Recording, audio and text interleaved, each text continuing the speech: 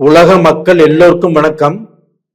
சிவம் ஜோதிடம் வாயிலாக நான் உங்கள் ஜி கோபால் பேசுகிறேன். இன்னைக்கு நான் பேசக்கூடிய தலைப்பு என்னன்னா, ராகு பகவான் ஆகப்பட்டது தன்னுடைய சொந்த நட்சத்திரமான சதய நட்சத்திரத்துக்கு பயிற்சி ஆகிறார். இப்ப ராகு கும்பத்தில் இருக்கிறார்களா. இப்ப ஜனவரி மாசம் இந்த பெயர்ச்சி ஸ்டார்ட் ஆகி ஆகஸ்ட் மாசம் வரைக்கும், அதாவது கிட்டத்தட்ட 243 நாட்கள் ராகுவின் சொந்த நட்சத்திரமான சதய நட்சத்திரத்தில் ராகு பகவான் இருப்பார். இப்ப இந்த சிறப்பான பதிவு எதுக்கு போடுறோம் அப்படின்னா, இந்த ராகு பகவான் தான் ஒரு மனிதனுடைய வாழ்க்கையே சிறப்பாக்கும். அதே சமயத்தில் இதே ராகு பகவான் தான் இருக்கக்கூடிய ஸ்தானம் சரியில்லை அப்படின்னா ஒருத்தருடைய வாழ்க்கையை கண்டிப்பாக அடுத்தவங்கள் பார்த்து சிரிக்கக்கூடிய அளவுக்கு ஏளனப்படுத்தி விடும். ஒருத்தர் பணக்காரரா வாழ்றாரு, ஒருத்தர் பாத்தீங்கன்னா தன்னுடைய ஆடம்பர வாழ்க்கை, திடீர்னு ஒருத்தர் பணக்காரர் ஆகிறாரு அப்படின்னா எல்லாமே இந்த ராகு பகவானாலதான். அதே மாதிரி பாத்தீங்கன்னா பெரிய உயரத்திலிருந்து, பெரிய செல்வந்தராக இருந்து, பெரிய பிசினஸ் மேனாக இருந்து அந்த ஸ்தானத்திலிருந்து சரிக்கு விழுந்தால் எப்படி இருக்குமோ அது மாதிரி எல்லாத்தையுமே அழிச்சிட்டு இழந்துட்டு ஒரு கீழ் நிலைமைக்கு வர்றதும் இந்த ராகு பகவானாலதான். இந்த ராகு பகவான் அப்படிங்கிறது கேம்பிளிங், சூதாட்டம், பேராசை, இது மாதிரி விஷயங்களை கொண்டது. அப்ப அந்த ராகு நல்ல ஸ்தானத்தில் இருக்கும் போது இது எல்லாம் பழிக்கும். இதே பாத்தீங்கன்னா ஒரு ஸ்தானம் சரியில்லை அப்படின்னா கண்டிப்பாக நாம் இழக்க கூடாததையும் இழந்து விடுவோம். அப்ப அந்த ராகு பகவான் ஆகப்பட்டது இந்த விருச்சக ராசிக்கு நாம இப்ப இந்த பலனை பார்க்கிறோம். அப்ப அந்த விருச்சக ராசிக்கு ஆகப்பட்டது இந்த ராகு பகவான் 4ஆம் இடத்துல இருக்கிறாங்க. அப்ப அந்த 4ஆம் இடம் என்பது விருச்சக ராசிக்காரர்களுக்கு கண்டிப்பாக சொத்தை பற்றிய பிளேஸ், அதாவது வண்டி வாகனம், பூமி சம்பந்தப்பட்டது, வீடு சம்பந்தப்பட்டது, ஒரு கன்ஸ்ட்ரக்ஷனை உருவாக்குறது, இது எல்லாமே 4ஆம் இடம். அப்ப அந்த 4ஆம் இடத்தில் ராகு இருக்கிறார். இந்த ராகுவை 9ஆம் பார்வையாக குரு பகவான் ஆகப்பட்டது இந்த ராகுவை பார்த்துட்டார்.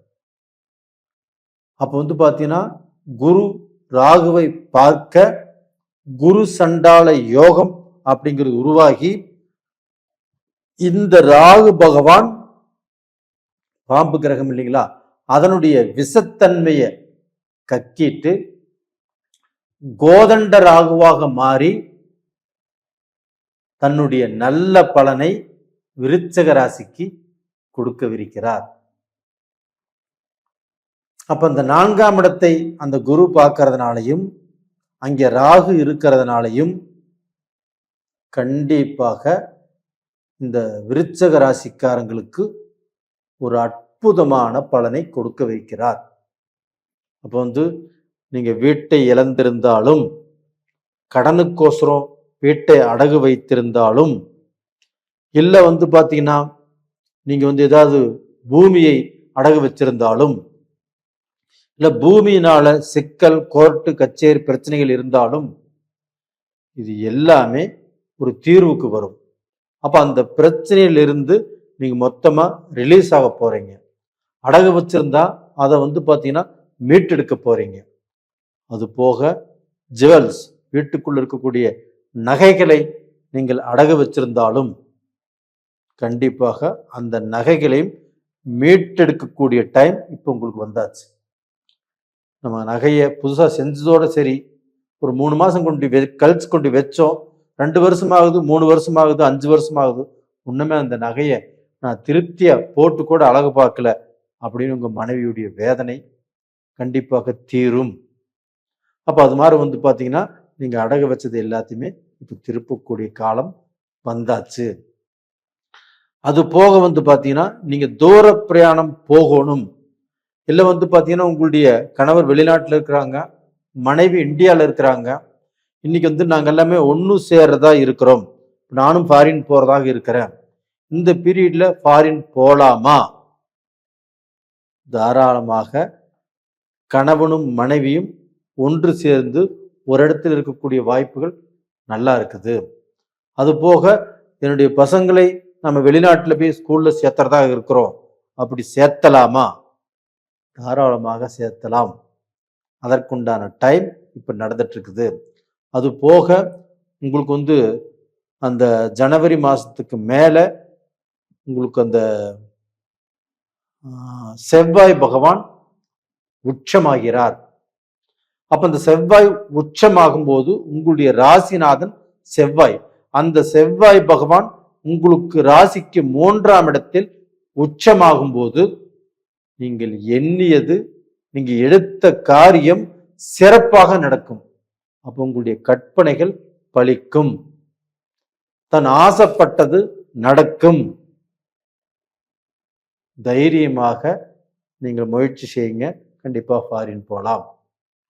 அதுக்கு அடுத்தபடியாக அதே செவ்வாய் பகவான் உங்க ராசிக்கு 4ஆம் இடத்துக்கு வர்றாங்க, ராகு கூட இணையறாங்க.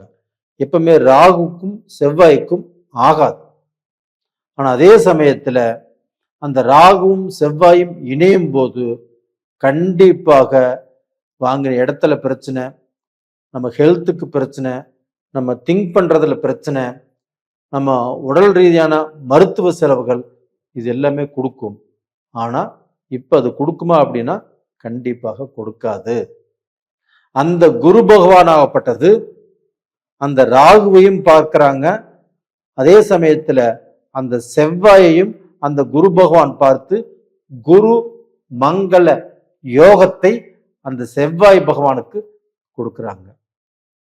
விருச்சிக ராசிக்காரங்களே, இது ஒரு அற்புதமான டைம். இந்த டயத்தை நீங்கள் பயன்படுத்தி கொண்டால் நீங்கள் உங்களுடைய வாழ்க்கையே தலைகீழாக மாறக்கூடிய ஒரு கட்டம், ஒரு காலகட்டம் உங்களுக்கு வந்தாச்சு.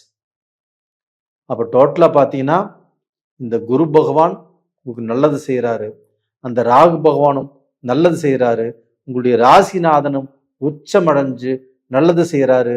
அதுக்கப்புறம் குருவுடைய பார்வையில் வர்றாரு. ரெண்டாவது பார்த்தீங்கன்னா அந்த ராகு பகவான் ஆகப்பட்டது 7ஆம் பார்வையாக உங்களுடைய ராசிக்கு 11ஆம் இடத்தை பார்க்கிறாரு. அப்ப இந்த 11ஆம் இடம் என்பது நமக்கு லாபஸ்தானம்.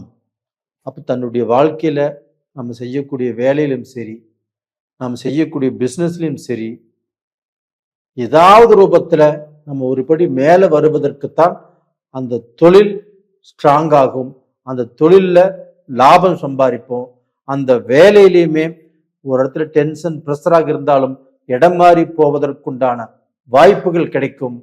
இது மாதிரி வாய்ப்புகள் கிடைக்கும் போது கண்டிப்பாக உங்களுக்கும் மன நிறைவு, ஒரு மன சந்தோஷம். நம்மளுக்கு வேலையில ஒரு மாற்றம் கிடைச்சிருக்குது, இல்லை வேலையில ப்ரமோஷன் கிடைச்சிருக்குது, நம்ம பிஸ்னஸ் பண்றோம், அந்த பிஸ்னஸ்லயுமே ஒரு நல்ல திருப்தி கிடைக்குது, அப்படிங்கிற ஒரு சந்தோஷம் உங்களுக்கு கிடைக்கும். நேயர்களே, இந்த பதிவு நான் ரொம்பவுமே ஆழமாக திங்க் பண்ணி இதன் மூலியமாக விருச்சிக ராசிக்காரங்களுக்கு நல்ல பலன் கிடைக்குமா கிடைக்காதா அப்படின்னு ஆராய்ந்து உங்களுக்கு நம்ம இந்த பதிவு போட்டிருக்கிறோம். கண்டிப்பாக இது உங்களுக்கு ஒரு நல்ல பதிவாக இருக்கும். ஷேர் பண்ணுங்க, சப்ஸ்கிரைப் பண்ணுங்க. அது போக நிறைய பேர் எங்கிட்ட ஜாதகம் அனுப்பிச்சு பார்த்துட்டு இருக்கிறீங்க. உங்க எல்லாத்துக்குமே என்னுடைய மனமார்ந்த நன்றிகளும் கூட. அது போக இந்த பதிவை மறக்காம பாருங்க. உங்களிடமிருந்து விடைபெறுவது உங்களின் ஜி கோபால். நன்றி, வணக்கம்.